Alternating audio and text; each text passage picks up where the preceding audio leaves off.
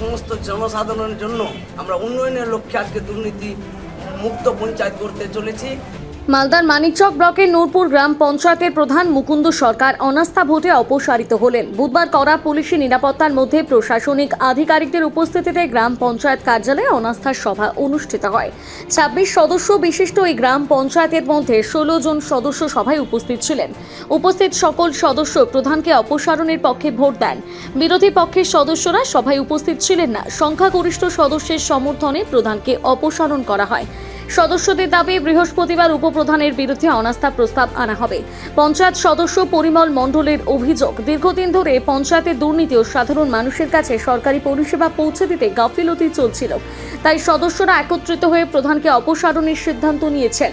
তার দাবি, নতুন প্রধান নির্বাচিত হওয়ার পর রাজ্য সরকারের উন্নয়নমূলক প্রকল্পগুলো আরও কার্যকরভাবে মানুষের কাছে পৌঁছে দেওয়া হবে।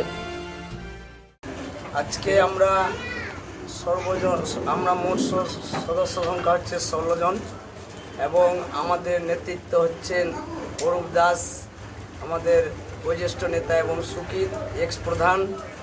আমরা নূরপুর অঞ্চলে যে পঞ্চায়েত রাজ দুর্নীতি রাজ চলছিল তার প্রধানের বিরুদ্ধে আজকে আমরা অনাস্থা অংশগ্রহণ করলাম এবং আমরা ১৬ জন সদস্য নিয়ে প্রধানকে আজকে অপসারণ করলাম। আমাদের আগের যে লক্ষ্য আছে সেটা নূরপুর অঞ্চল যে আজ ৫০ বছর যে লুট রাজ চলছে তার দুর্নীতির বিরুদ্ধে আমরা সুন্দর পরিবেশ এবং সুন্দর পঞ্চায়েত গঠন করে নূরপুরের সমস্ত জনসাধারণের জন্য কাজ যাতে হয় এবং আমার নূরপুরবাসী যাতে উন্নয়ন পায়, আমরা উন্নয়নের লক্ষ্যে আজকে দুর্নীতি মুক্ত পঞ্চায়েত করতে চলেছি। আগামী দিনে আমাদের এই যে ১৬ জনের পরিবার, তাতে যে অরূপ কাকু নেতৃত্ব দিচ্ছেন, আমাদের এক্স প্রধান শেখ সুকিত আমার ভাইয়ের মতো, তারা নেতৃত্ব দিচ্ছে। আমাদেরকে সুন্দর এবং সুষ্ঠুভাবে নূরপুর পঞ্চায়েত চালাবার জন্য আমাদেরকে এগিয়েছেন। তার জন্য আজকে আমরা প্রধানের বিরুদ্ধে অনাস্থায় আজকে আমরা জয়ী হয়েছি। আগামী দিন আমাদের উপপ্রধান অনাস্থা আছে। মানিকচক পঞ্চায়েত সমিতির পূর্ত কর্মাধ্যক্ষ অরূপ দাসের অভিযোগ, পঞ্চায়েতে সরকারি অর্থের অপব্যবহার ও অনিয়মের ঘটনা ঘটেছে। সেই কারণে দলমত নির্বিশেষে ১৬ জন সদস্য প্রধানের বিরুদ্ধে অবস্থান নিয়েছেন। প্রধানের অবস্থা ছিল বলতে প্রধান আজকে অপসারণ ছিল যে মুকুন্দ সরকার। কারণ হচ্ছে আমাদের পঞ্চায়েত সংখ্যা হচ্ছে ২৬ জন। ২৬ জনের মধ্যে ১৬ জন আমাদেরকে সাপোর্ট করেছে, ১০ জন বাইরে ছিল। ঠিক আছে, ১৬ জনের মধ্যে আমাদের সিপিএম আছে ৬ জন, ৩ জন আছে বিজেপি, ১ জন হচ্ছে নির্দল, আর ৬ জন হচ্ছে টিএমসি।